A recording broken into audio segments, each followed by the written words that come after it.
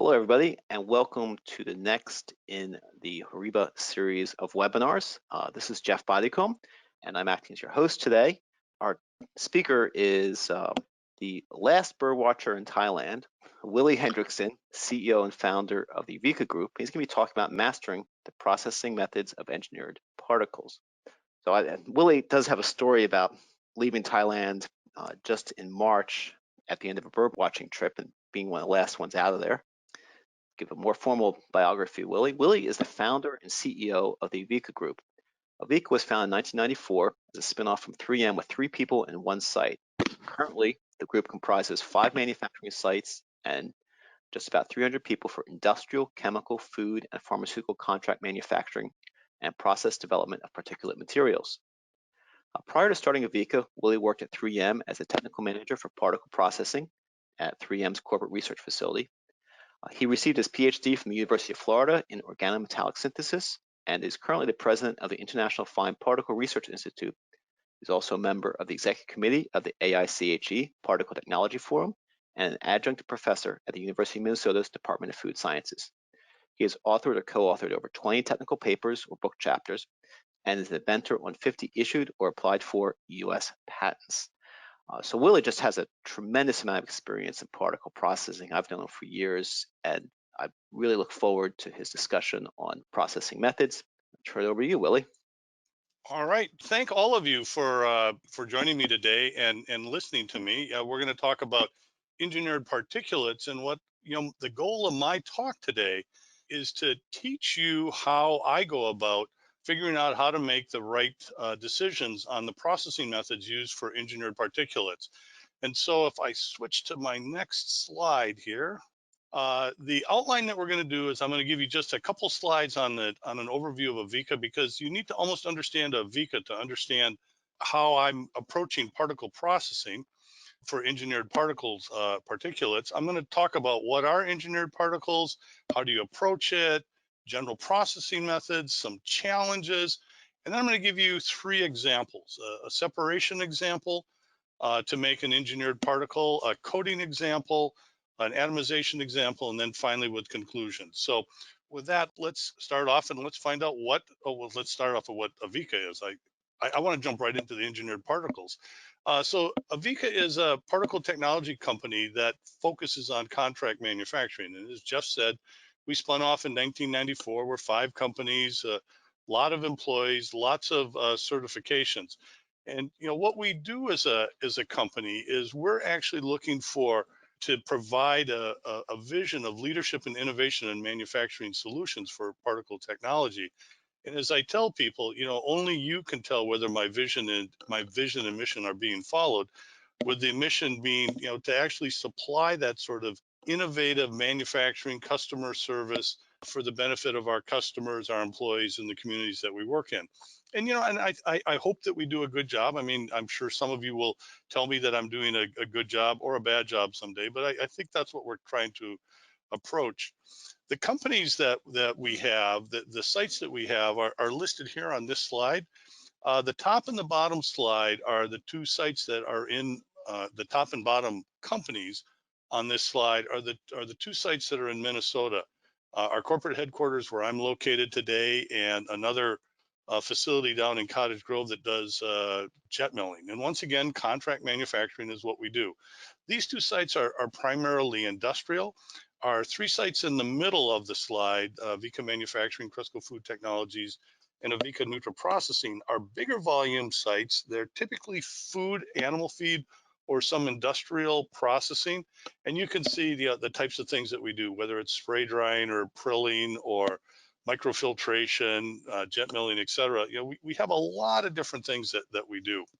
One of the things that as we kind of approach our problems, and this is one of the reasons that we have a long-term relationship with HORIBA, is that we are very dedicated and focused on doing a lot of particle characterization. So whether it's something like size analysis or surface area or flow characteristics, as we approach our problems, or we approach even contract manufacturing, we want to know what we're doing, how we're doing it, and making sure that we're actually doing it to the way that we think that we're doing it.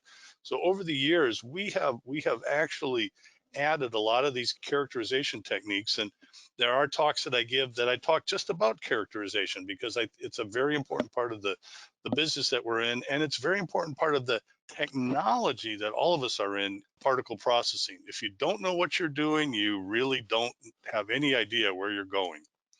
So let's talk about just what exactly I consider engineered particles and how we are looking at this. So an engineered particle in my mind is something that we put a little bit of effort in to making it more controlled. So we might be controlling the size. So you could have an engineered particle that's simply something that's been screened to a tight distribution. You know, the more engineering particles that you might think about, engineered particles that you might think about, might be particles that are multi-component or have a really tight composition, or ones that have complex structure or shape. I mean, you can imagine where you put layers on layers, or you have particles that are specific shapes that are very important to the functionality. Those truly, really are engineered particles. But you know, at the end of the day, I think an engineered particle is also a particle that has a very precise functional property that you're trying to get. And so making a particle system that has a good functional property can be an extremely difficult thing. I mean, it might look relatively easy, but you know, to get that functional property again and again and again can be challenged. Other types of engineered particles that we've worked on is particles that are chemically or biologically active. So things, you know, we might actually do particles that are encapsulated acids or bases, or something much more challenging is encapsulating and stabilizing live bacteria or enzyme materials and trying to keep them still biologically activated.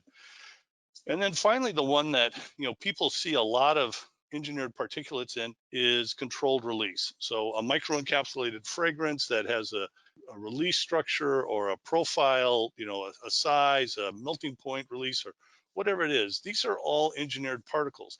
And, you know, each one of these things, even though there's a lot of similarities between how you make them and how you approach them, each one of them have its own challenges. And this is what I'd like to talk about today, is to get to the point where we're going through, you know, how we approach this problem of, you know, finding out how to do something like this, how to optimize it, how to make it better, and, you know, hopefully get you to the spot where you can go, yeah, Willie, I don't need to talk to you anymore because you told me how to do it and now I can do it myself.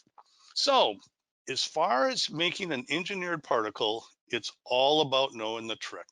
It's all about knowing the trick. So here we have on this slide, we have a picture of a man, Carl Friedrich Gauss, from the early 1800s. He was a famous German mathematician. And on the other side of this slide, we have my three grandchildren. It's actually Oren, Nora, and Lena Yates. And both of these groups, Carl Friedrich Gauss and my grandchildren, know a trick. And it's a really interesting trick. And it's really what you need to have many times when you're making a particle. So in the case of Carl Friedrich Gauss, famous mathematician, and one of the stories that is told many different ways, but it basically comes down to when he was in grade school, he was a precocious student and he kept bugging his teacher about something to do. And the teacher knew that this person was very interested in arithmetic, mathematics, and gave him the problem, you know, go and solve this problem. Tell me what the number is when you add 1 to 100. 1, 2, 3, 4, 5. Add all those up and tell me what the answer is. The teacher figures that Carl would go away, be gone for an hour, and come back with an answer. And Carl was back in a minute, literally a minute, and handed the teacher the answer, and the answer was 5,050. And the teachers, I don't either knew or figured it out that was the right answer, and turned to Carl and said, how'd you do this? Well, it turns out that there is a trick. I'm not going to go through the trick, but the trick is really easy. And once you know it, you can do all kinds of things. So my point is I was able to teach my grandchildren, and particularly Oren and Nora, who are 10 and 12 years old, I was actually able to teach them something that a very famous mathematician came up with. And once you know the trick, you can do just about anything. And what we're going to talk about is the tricks that there are in particle engineered particulates, and particle technology tricks, I have some examples here. They just give you a flavor of what some of these tricks are. So one of the first tricks, I'm going to start down in the bottom right corner, how to separate salt and pepper, a science experiment. And this was something that I learned, and I'm almost embarrassed to tell you where I learned this from, but as a child, and this is 55 years ago, I used to read a lot of comic books, and the comic books that I liked to read were Superman comic books. And in there was Jimmy Olsen separating pepper from salt using electrostatics from combing his hair and pulling the pepper out of the salt using electrostatics. And for some reason that comic strip just kept with me all these years. And so, many years later, when it turns out I'm in particle technology, it became even more interesting and useful. I actually used electrostatics as one of the ways to manufacture and manipulate particles. I'm not going to give you an electrostatic example this time, but it's one of the tricks that we use. Here's another trick. So if you look at the middle picture, you see a flame candle burning. And if you look up in the upper right-hand corner of the candle, you can actually see a little bit of smoke coming off of there. Now, if we were all in the room together, I would pick on somebody and ask them to tell me what that smoke is. But since we're not in a room together, I have to answer the question myself. And the answer is that smoke is carbon particles coming off of there. And if you actually do measurements of this, and we've actually done that, a typical candle burns at about 50% efficiency, making 50% of its weight into carbon soot particles that are released into your house, and 50% that's turned into heat and light and the ambiance that you like. So obviously, so making carbon particles is not something that we want to do, or this is the way people actually make carbon black in this type of method, having a bad burning process to produce carbon particles. But look at the picture down here in the bottom. Here's another picture in the bottom left-hand corner. Here's another picture of a candle, and there's smoke coming off of it. But look at the smoke is coming off the candle, and there's no flame there. So when I ask this question, and this is a real interesting observation, and it's a trick to actually know, is that smoke is not carbon particles, but the smoke in this particular case is vaporized wax. In fact, we all know from materials that burn, they always vaporize first, and it's the vapor that burns. And so the way a candle works is it wicks the wax up the wick, the liquid wax up the wick. The flame vaporizes the wax, and then it ignites it and burns it. When you put the flame out, the wick stays hot enough for a few seconds to actually vaporize more wax, and that's what you're seeing. We've actually used this vapor technique as a way of coating. So we've actually set up to coat particles using vaporized wax, but we got this idea from the fact that candles burn like this, or candles have this vaporization effect. And actually there are other techniques that use vaporization coating methods. Al Weimer out in Colorado uses a technique called atomic layer deposition to do particle coating. And this is just something, these are kind of tricks to know. I'll leave you with one final trick here. If you know these tricks, it allows you to do things that you wouldn't know, and allows you to sidestep a lot of things. The last one up here this is an example of kiwi shoe polish. And I use this as an example. I've used this in many talks over the years, is that kiwi shoe polish is composed of a pigment, carbon black of some sort in this particular case, because it's a black shoe polish, 90% kerosene and about 10% wax. And what happens is the wax only dissolves in the kerosene when you heat it up and melt it. And when you cool it down, it crystallizes or precipitates and forms a slurry that gives you the paste. So all the pastes in the world, the greases, the paste, are usually made with this organogelation technique. And once again, this is a way of stabilizing, encapsulating, delivering particles. So knowing tricks like this can help you a lot. So this is a start. I mean, you as an individual, or me as an individual, we all have tricks that we've learned over the years, whether it's the Jimmy Olsen separating salt and pepper, or candles, or kiwi shoe polish. We need to make sure that we use these and understand these so we can apply them when we need them. Realistically, we all know that we need to go to the literature. And, I highly suggest anytime you're posed with a new problem, that you go to the academic literature. I mean, this is a great place to go. It's got answers that have been reviewed. You know that it's right. But I'll tell you, I like the academic literature a lot, but I like the patent literature even better. Number one, it's actually a how-to. I mean, patents are supposed to teach you how to do things. And so when I'm researching a new area, I might read 40 or 50 academic papers, but I might read 200 or 300 patents to actually get an idea what's going on in this area. General reading is great. I'm almost embarrassed to say I like YouTube as a way of finding good answers for particle processing problems. If you want a good YouTube to look at, Google on YouTube how to make marbles. It's an incredible particle processing operation. It's absolutely neat. And then I like how it's made. I mean, geez, is there a better show on TV than how it's made? I can learn more on that some days. Some days I don't learn anything, but I can learn a lot. The other pictures I have on the side here are examples of just knowing how particle processing is done in general. So just to talk about a couple of these up here, two of the most interesting things that I know from a particle processing standpoint is one is a photocopying machine. I highly suggest any of you that are interested in understanding how particle technology works is to read a couple pages on how a photocopying machine works. There's electrostatics, there's cohesion in there, there's particle melting, there's particle control, there's electromagnetics, all in every photocopying machine in the world. If you understand how a photocopying machine works, you have a really good idea on different particle processing methods that then you can apply later on. The other one I want to talk about, I'm trying to decide which one to talk about because I don't want to talk about them all, but I have a picture of bread here. Now, I don't necessarily think bread is a particle, but the manufacture of flour, if you have another particle process that you can learn, so you can get some knowledge and base in particle technology, I would highly suggest you look at how companies go through flour milling. The separation of the bran, the separation of the germ, the grinding up of the starch, the separation of protein or making sure it's in there, the size separation, the color separation, it is a tour de force of particle technology.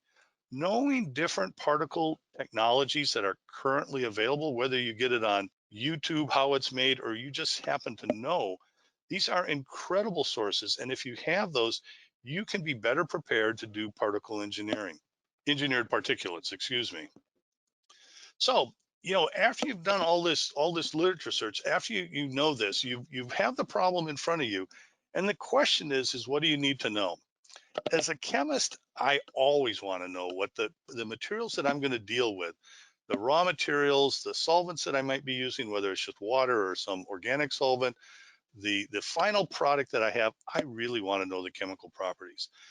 I find it absolutely critical to know things like the melting point, the boiling point, the solubility, the density, the pH, the pKa, the KSP, et cetera, et cetera, et cetera. I mean, these things are important because knowing those properties might lead me to do a process or a manipulation that I wouldn't done in other cases.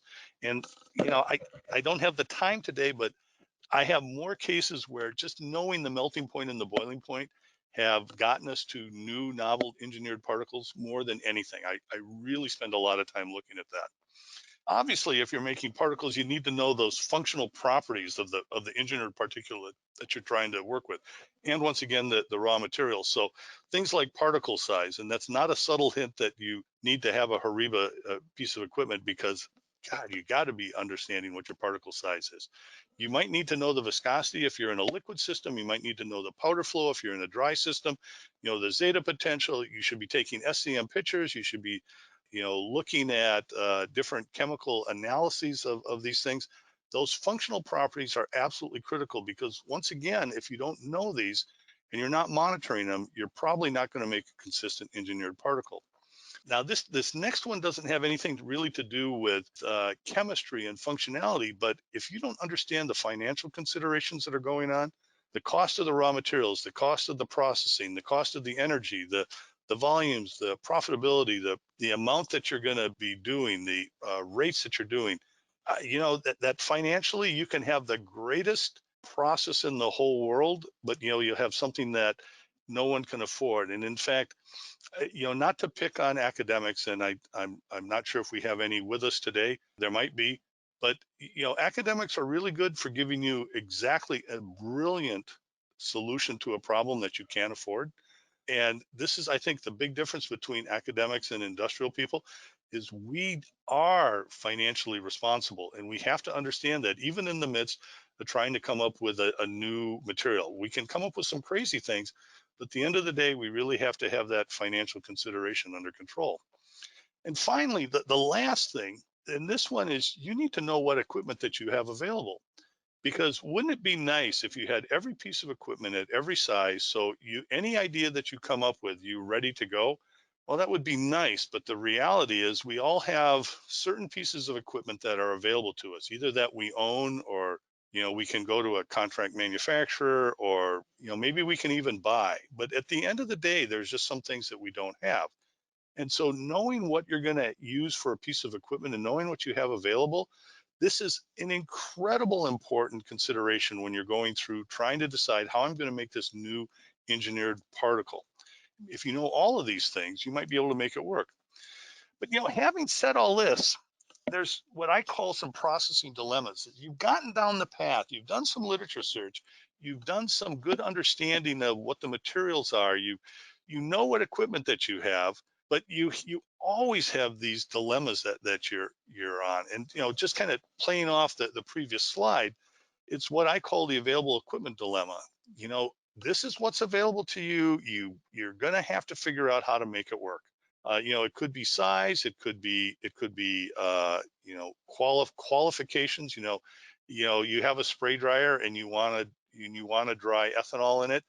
That might be a bad thing to do because your dryer isn't solvent rated. You have a furnace that can only go up to 500 degrees and you need 800 degrees. Well, you're going to have to figure out how to either make that work or how to get a new furnace to be able to do something. The second dilemma, and this is, I think, a very unique one to particle processing people, I call it the spray drying dilemma.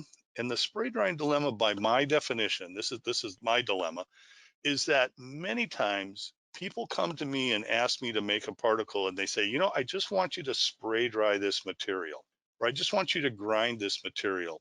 And the spray drying dilemma is probably about 20 or 30% of the time when somebody comes to ask me to do a spray drying processing, the answer is really that it needs to be ground, because they're dissolving something and then spray drying it to get it to a small size when it would have been easier just to grind it. Or by the alternative is sometimes people will come and ask to have something ground, and the answer is really it should be spray dried, because they've already dried it in a tray. Now they're wanting to dry it. Why didn't you just spray dry it? So picking the right piece of equipment and not being pigeonholed, I think, is the right word into what the first word that comes out of somebody's mouth or even out of your head. Yeah, I should spray dry this. Well, no, I might want to grind it. I might want to granulate it. I might want to do something else. You need to always be looking at a different orthogonal way to do it, because that orthogonal way to do the processing to make your engineered particle might be the best way. The mass balance dilemma, let me give you an example. Right now in the world, everybody not everybody, but many people are very interested in vegetable protein to make things like the Impossible Burger. And separating protein from vegetable sources, separating protein from peas, for example. Typically, this is always done by you take a pea flour that's typically 25% protein, you dissolve it up in water, you centrifuge off the stuff that doesn't dissolve or the stuff that dissolves, or whatever it is, you're keeping one fraction or the other, and then you end up spray drying of this material. Well, the mass balance dilemma comes in two ways. If you really go down this track that I'm going to get that 25% protein out of there and ignore the 75% starch and fiber that you're going to throw away, and you have no place to put it, you have a problem. So it's a great thing that you've really done the best separation in the whole world, but you don't know what to do with that waste material. You'll be buried in it, and you'll have a process, a material that's not going to be financially viable.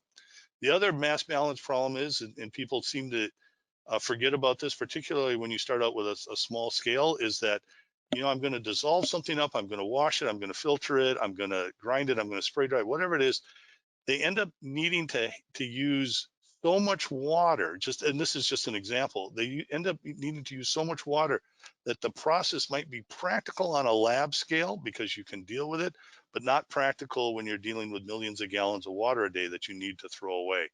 And so this mass balance, understanding that mass balance is absolutely critical. And finally, the scalability dilemma, and up in here, these two pictures I have are two distillation columns. You can see there's a small difference in size, and what might be useful in one scale is not going to necessarily be useful in another scale. This is a problem that we see with somebody who's figured out how to make some truly unique and wonderful material, and the process doesn't scale very well. And this is a incredible dilemma, because if you could only make it, you would have a great engineered particle, a great material. But if you can't make it because the scaling isn't right, oh, that's a disaster. So we're getting close to actually giving you the examples about what we're really doing. But I hope this is interesting and helpful to you. When I'm looking at particle processing to make my engineered particles, I'm looking at basically 6 different process techniques that I'm showing here. Am I going to granulate it? Am I going to dry it? Am I going to atomize it? Am I going to grind it? Am I going to coat it? Am I going to separate it? Now, I think all of you that do any particle processing, you know, are well aware that in each one of these areas, there's multiple drying methods or grinding methods, and there's multiple other considerations. And in fact, I think we all understand, even though Willie's put 6 particle processing tools up here, there's probably another 60 that could easily go up here.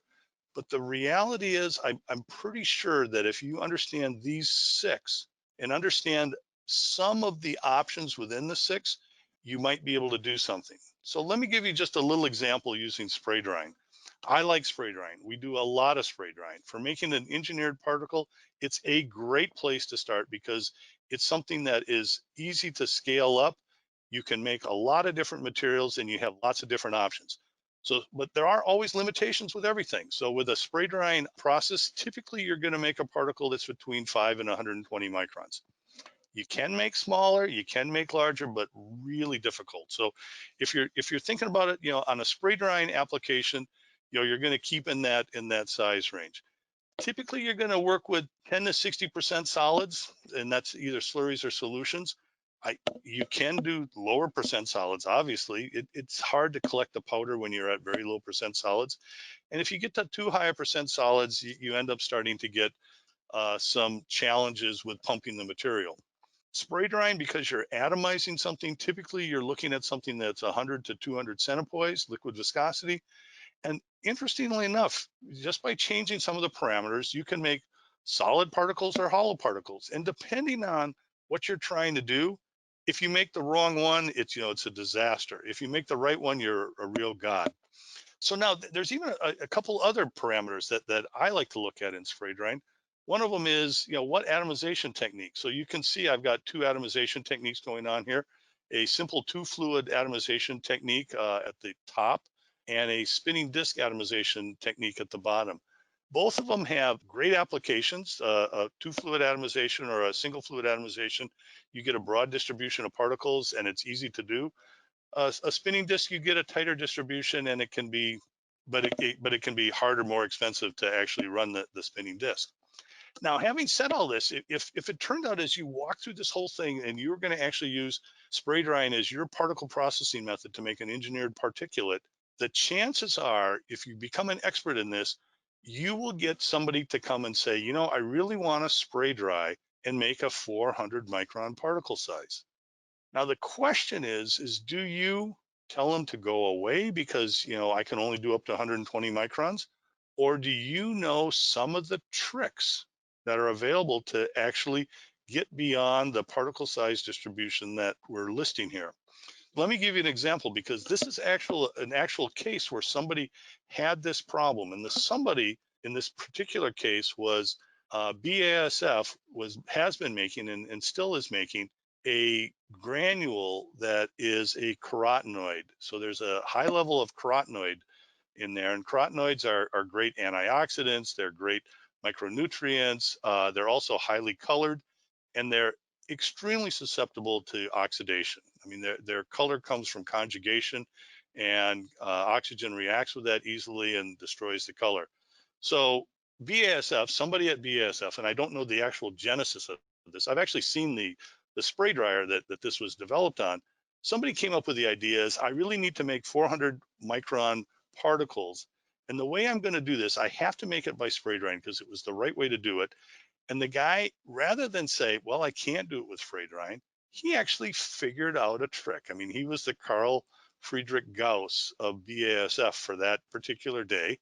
And he decided that what he was going to do is he was going to spray dry a gelatin particle with the carotenoid in it, and he was going to spray dry it into a fluidized bed of starch. And what happens when he takes this big droplet and drops it into starch, the starch particles actually stabilize that droplet so it doesn't coalesce, and the fluid bed is actually a drying fluidized bed. So he's doing two drying techniques in one. Number one, he's spray drying, getting some drying. He's taking a big particle that would coalesce if he let it hit the bottom, stabilizing that droplet with starch particles, and then fluid bed drying it and making 400 micron particles out of a spray dryer. We've actually used that technique a couple times, not to make carotenoids, but other types of materials. It's an incredible trick to know. It's an incredible technique to know. So finally, the examples. I hope you're still with me. I hope so far this has been interesting. I'm going to talk about three separate examples. Cellulose fiber separation, and this was all about getting cellulose to have high enhanced water holding capacity. Encapsulation of omega-3 oils. This is all about protecting omega-3 oils to reduce oxidation and that fishy odor that comes from omega-3 oils. And how to make monodisperse particles, which I'm showing you a picture of here. And this was not for a medical device testing, but it was actually for a bioassay medical device testing. So what I'm going to do here, and I'm going to give you a spoiler alert on this, these processes had challenges. They had challenges on how to think of the right one. They had challenges on actually implementing them. And some of the challenges were solved in this and some of them weren't. And so I'm going to leave you with maybe some opportunities here on these three examples.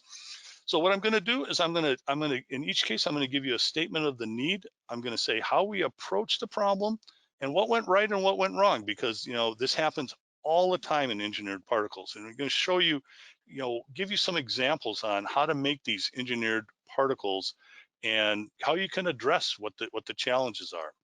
So the preparation of cellulose fiber from corn bran. The challenge is we had a customer that came to us and they have a proven process and they just want us to scale it up and get into manufacturing. So boy, we don't have to do too much on this. We're going to go to their pilot plant. We're going to see how they do it. We're going to scale it up to a volume that's right. And we're going to go out and we're just going to make a lot of money. What we need to do in this process is we need to concentrate this corn bran and get cellulose out. We want to make a cellulose particle that somehow we're going to functionalize that cellulose particle fiber to have high water holding properties.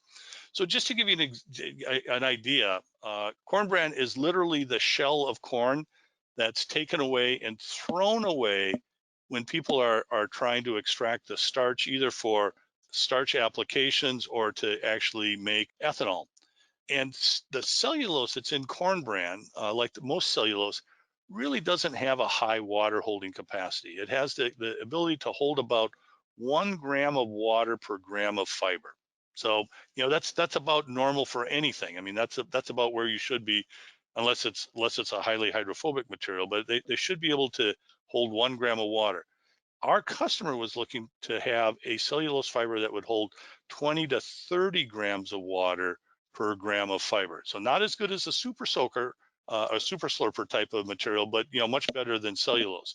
And so the solution is our customer and us, we all started at the same spot, and we looked at what the composition of the corn bran was. Corn bran, because it's they've taken the starch out, there's still a little bit of starch left, a little bit of protein left, some fats and oils, a little bit of ash, and some water. Those things we got to get rid of. We got to get rid of those. But what we really want to do is we want to take the fiber component of this, which is about 80 to 90% of the product, and take the cellulose and separate that from the hemicellulose and the lignin. Now, just to give you an idea of what we're looking at, if you look in the bottom right corner, what you see is what a cellulose fiber actually looks like. They all have a hole in the middle. Cellulose fibers are used to transport water in plants. And so there's always a hole that water is being transferred from. Cellulose fibers are also there for rigidity and strength. And the rigidity and strength comes from a 3-layer structure of cellulose fibers wrapped around this central core, the central lumen. If you look at the SEM photo here on the left side at the bottom, that's the structure of the cellulose microstructure.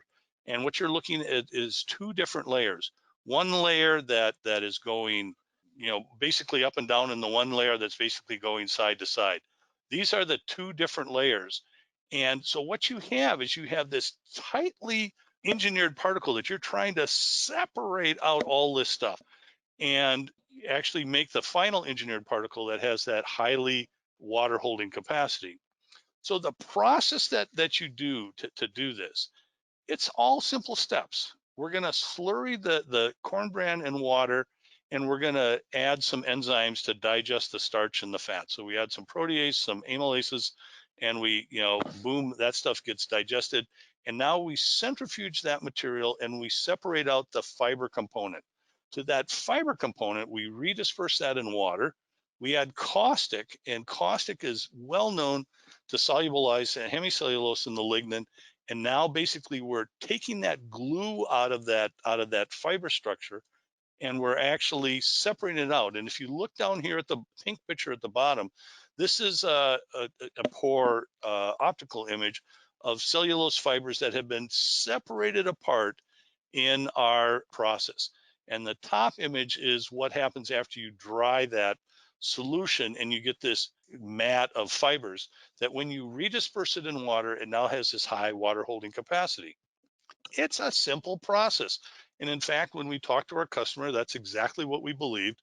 And so we put this together. We built some big centrifuges, some spray dryers, some other pieces of equipment, some heaters, brought in the caustic and the amylases and the proteases and did all this stuff. And oh my God, did we have a problem. So we're making this incredibly interesting engineered particle by separating and modifying the process. We had poor yields. We had inconsistent process, absolutely incredibly inconsistent.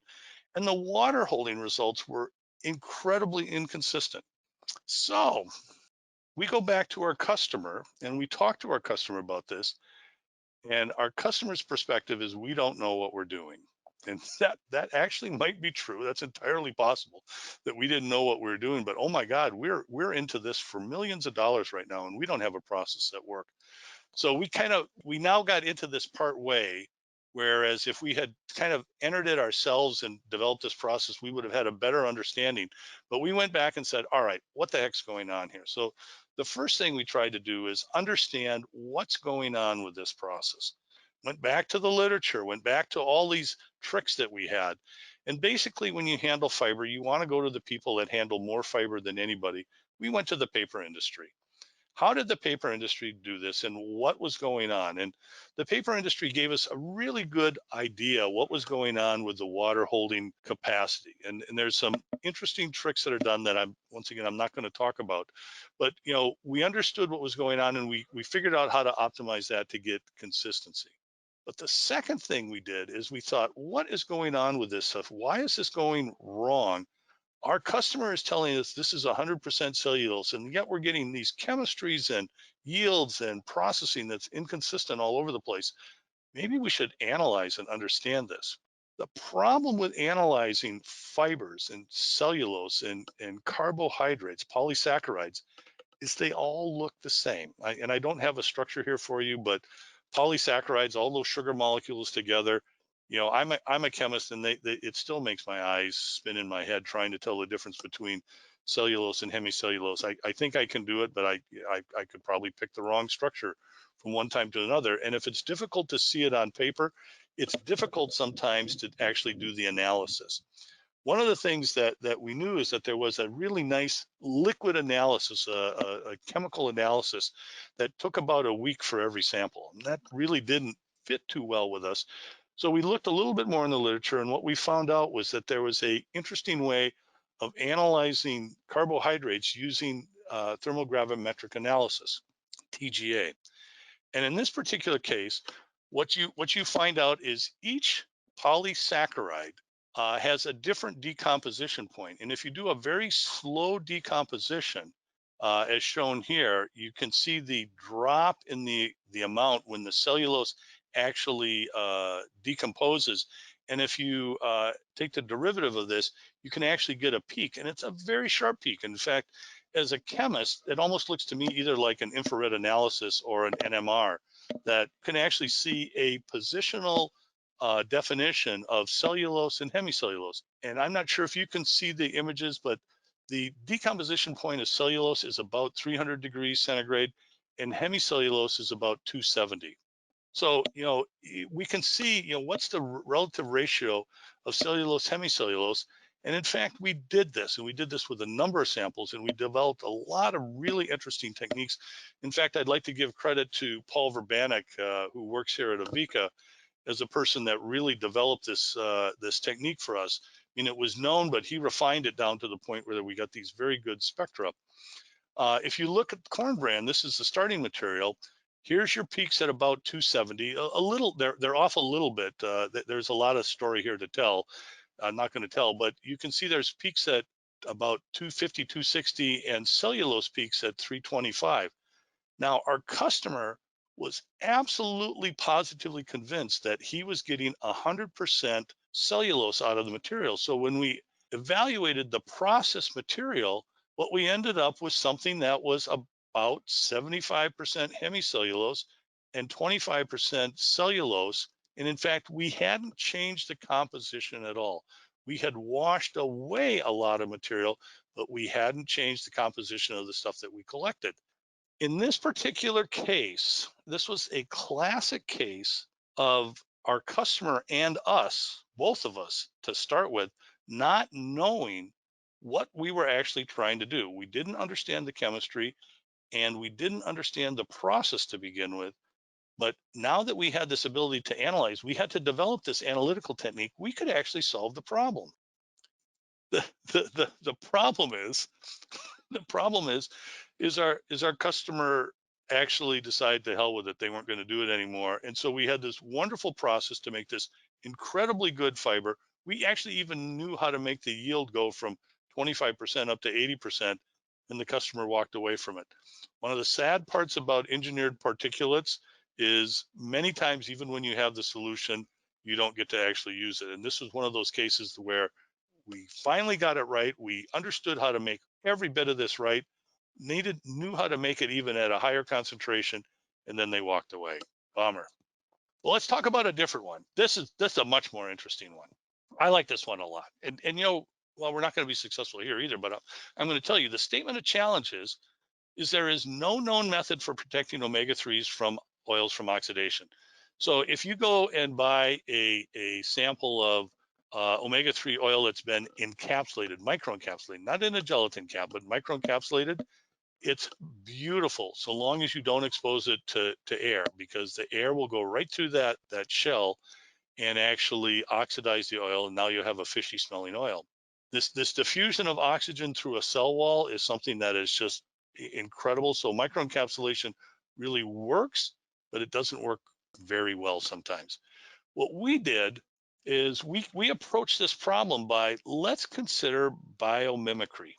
And in this particular case, I'm going to use the solution as a corn seed. So a corn seed, this is a cross section of corn seed. And basically the oil for any seed is in the embryo, and the oil is a high energy source of food for the plant to get going. And so that's why there's oil in these materials, and it's stabilized in a corn seed or a chia seed or a poppy seed or whatever it is and it can be stable for years. So nature has figured out how to stabilize oils. In the case of omega-3 oils, flaxseed and chia seed have a lot of it, and it doesn't go rancid. And it doesn't go rancid for years. And yet when we make a microcapsule, typically, we have maybe 45 minutes before it starts to go rancid. I mean, it's that fast. So what we did is we looked at this seed, and if you look at it, it might not be obvious here, but there's many layers. There's a bran layer on the outside. There's a wax layer on most seeds. There's some carbohydrates. That's the endosperm, the starch.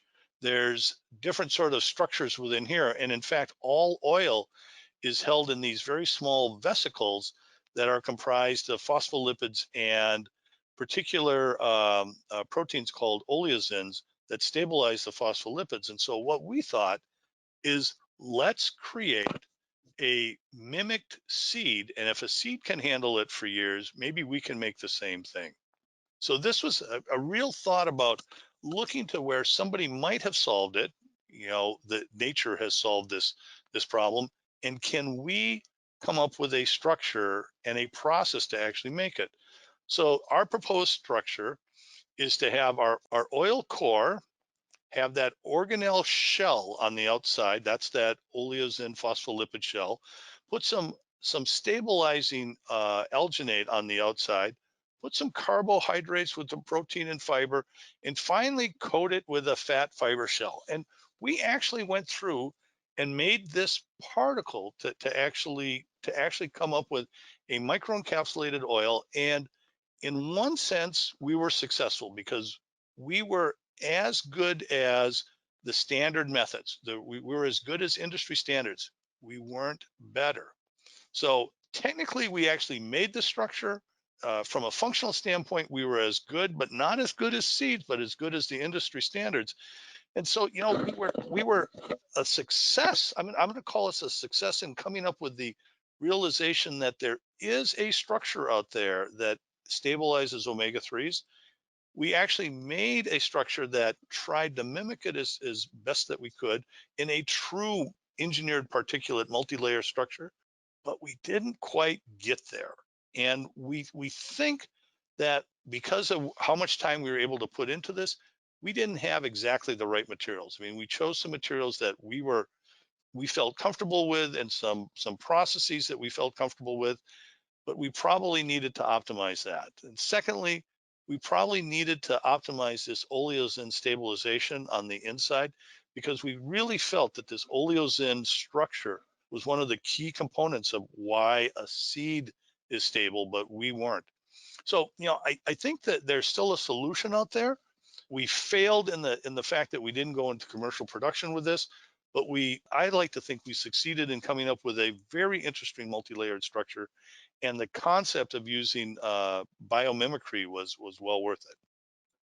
So the last one of a highly engineered particulate, the last example, the statement of challenge is, we had a customer that wanted to make 4mm monodispersed beads to be used in a bioassay end use.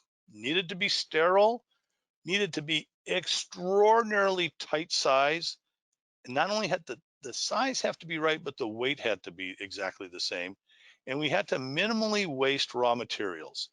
So just think about it. This last one here, if I was just able to grind up material to, you know, whatever that size and weight distribution is for 4mm and however many milligrams, I can't remember, maybe it was 30 milligrams for that size bead, I could just grind it up and throw away 99% of it and finally get the right size and weight for all of these, and I'd be okay. But, you know, I couldn't do that. We had to have a way to make this.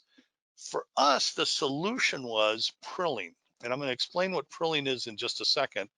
And we're going to do it in a different way than people normally do it. We're going to do it in underwater formation and cooling, and you'll understand why. And we needed to develop a new atomization method. So, you know, we had an idea, you know, we knew how to do some of this, but we had to really expand the process windows in this underwater and atomization process to get this tight distribution. So Prilling is making beads directly from a liquid. So typically what you do is you'll make it from meltable materials. So hydrogenated oils, waxes, polylactic acids, phytosterols, materials that will melt and have a low viscosity. And low viscosity is very critical here, because what we're going to do is we're going to take this melt. So imagine that we're taking candle wax, we're atomizing it, and then we're cooling it down. So we're not drying it, we're just cooling it down, and we can make beads that, as you see over here. These are beads that we made for a cosmetic application where they, different colors are important. Not necessarily to me, but it was to the application. And this has some really neat properties. It's nicely spherical. You're making it in the 10 to 2000 microns, 10 microns to 2 millimeters, and you can make a lot of it if you want. You can make a little of it. So it's a really interesting process. But the challenge is, in Prilling, typically we're atomizing at the top of a chamber, and we're allowing that liquid droplet to fall, cool, freeze, and by the time it hits the bottom, it's solid enough to bounce and not splat. Obviously, if it splats, we don't get a round bead and we don't get separate particles. So the bigger the bead you get, the taller your tower gets. And in fact, to make a 4 millimeter bead, I'd need a tower that was about 100 feet tall.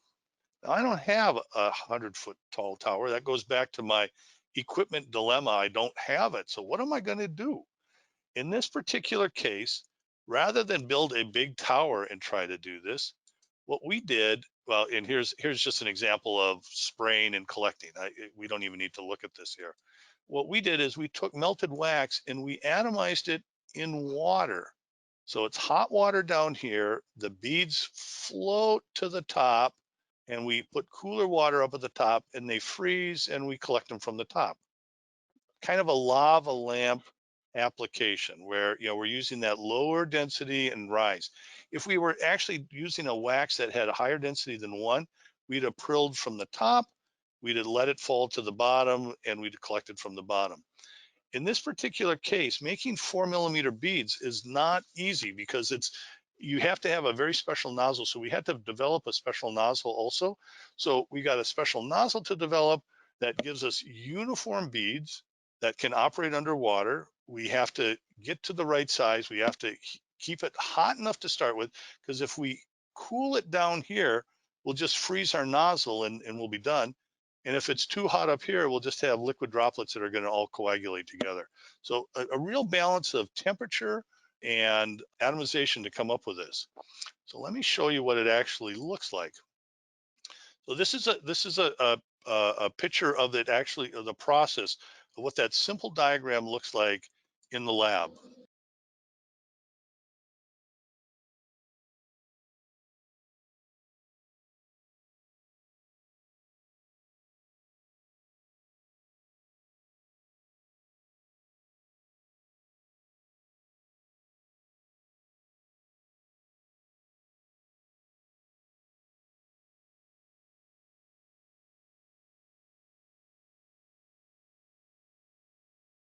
So a couple things about what we're doing here.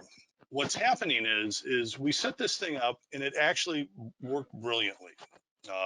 Even though we have a little bit of agglomeration going on here, this was one of the first times that we did this. And so what we have here is we were able to produce beads like this that have that 4 millimeter diameter and extraordinarily uniform. I mean, we had this down where it was plus or minus a milligram in weight. The size distribution was right. I mean, if we actually spread these beads out on a screen, you could actually see that they hexagonal close pack, a real good indication that they're uniform size. The challenge was in this second picture over here. So we made the right beads. We had a process to do it. We didn't need a 100-foot tower. We were actually able to develop that. But you notice here the beads, they all look kind of uniform, except for these 2 that have holes in them. And what those holes are is we actually had water inclusion in this system. So the atomization process, and in fact, as we really thought about this and considered what we had been doing prilling for years and years and years, we ended up getting holes in lots of beads. Most of the time it was with air. The prilling process isn't just an atomization of a droplet, but in that atomization process, there's some enveloping of air. It's kind of like a gulping sort of situation that we didn't fully appreciate. And in this particular case, that water inclusion was a bad thing because the customer couldn't afford to have water in their beads. And so we actually worked out a solution even to this problem, is that we actually vacuum dried the beads, and it worked wonderfully. We're actually, very difficult to do because we can't dry it too high a temperature, the beads will melt again. But we were actually able to get the water out. But by the time we had that all figured out, the customer went on to another technology due to timing. So even though we were, I think at the end of the day, it was a great piece of work. The engineers and researchers did a wonderful job on this. We had a process that has lots of opportunities, but the timing wasn't right, and we had that one glitch in the system that we could fix, but wasn't something that we truly appreciated when we started. So with all this said and done, I'm at the end of my talk. I think I've talked exactly the right amount of time. Knowing the tricks and applying them are critical. I mean, it's all about knowing the tricks, and multiple methods should be considered for every problem. And I can tell you, it's hard to analyze and to know too much. I hope you enjoyed the talk. I hope you give me a call if you have some questions or comments. Send me an email, and I'd be happy to answer any questions, or maybe I can answer some questions now. Jeff? Yep. So there are a few questions that already come in. Let's see. In the I guess it's in the Prilling process. How do you control the aggregation? Typically, that's a good question. Typically, we don't have aggregation in a Prilling process. I mean, we're doing this at such dilute methods that we don't have that. But if you do it too hot, you can actually get aggregation. But the way that we do it, we know how to control that, and we don't typically see it. Okay. Do you remember the melting point of the wax and the temperature of the process? I believe that wax was about 80 degrees centigrade. I could be wrong, but it's easy to do waxes that range anywhere from about 60 degrees centigrade. If you get too low, it's hard to freeze them. And I believe we've done materials, not underwater prilling, but just other prilling, where we've done materials that have melting points as high as 200 degrees centigrade. Okay. Next question. Does is the nozzle fluid flow intermittent to allow the particle formation in Prilling? Typically in Prilling, it's not. In the nozzle that we developed that we just showed you, it was an intermittent flow. So that's how we controlled size distribution. But typically in a nozzle, you're just having continuous flow, and now you're controlling it by either single fluid or two fluid atomization methods. Okay. Here's a specific one. What rate do you think you can prill PEG 8000 particles with a 2 mm diameter? What I don't know is what the melt viscosity of PEG 8000 is, but let's pretend that it's within the range that I can handle. We have prilled PEG in the past, and to make a 2 mm particle in the right setup, we've prilled 2 mm particles at a rate of 2,000 pounds an hour, and other people in different types of setups can prill at a 2 mm particle at a rate of 5,000 to 10,000 pounds an hour. So there's lots of opportunity for high rates if that's what you're interested in. Okay, so we can make lots of them. And how long does it tend to take to find a final solution for each case?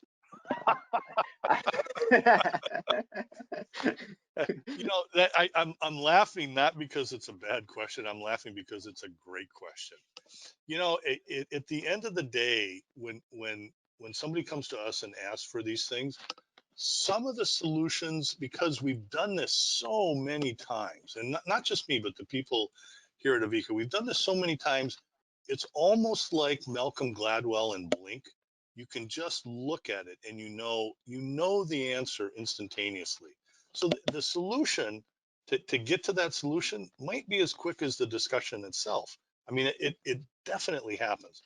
But some of the solutions, like the microencapsulation of the omega-3 oils, well, we worked on that for 6 months and we didn't get the answer. And we probably have, if the answer is possible, it would probably take, a lot more time to get to it. So instantaneously to, a long time. How about that for a good answer? That works for me. Yeah. Okay. Can underwater Prilling produce 100 micron particles? And can the water include solvents that dry onto the surface of the particle? Wow. That's a great question. The answer would be yes. I mean, I could see a way to do it. I could see a way of adding. I mean, what your question, so number one, can you get a smaller size? And the answer is yes. And you would only do that because of that you're trying to put something on the surface at the same time, would be my guess. Otherwise, 100 micron particles, we just do that in air. But if we need to add something at the same time, if we can get it miscible, soluble, emulsified in water, and it can actually interact with that surface, the answer is we probably could, add different things and come up with a new way of producing, a particle, an engineered particle in a one-step process.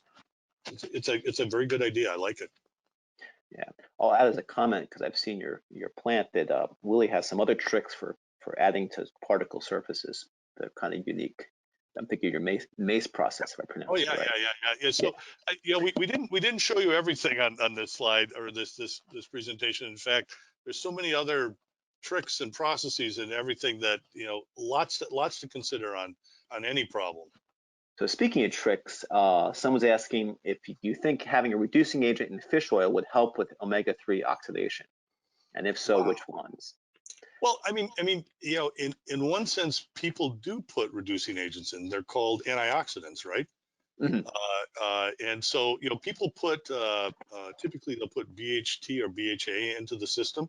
The interesting thing about that for omega-3s, if you put too much of it, the antioxidant, the BHA, BHT, can become what's called a pro-oxidant. So, there are things to add. I mean, depending on the material, if you're going to eat it, add something like BHA, BHT, commonly added, but it doesn't necessarily solve all the problem because no matter how much you add, you eventually run out of it, and then the oxygen still keeps on coming. Yep. Okay, well, I think that kind of wraps things up for now. Once again, if you have any questions, reach out to us online or call Willie at the phone number and email that is on the slide there, and we'll see if we can help you out or provide some more answers. With that, thank you very much, everybody. Thank you. Okay, thanks. Bye for now.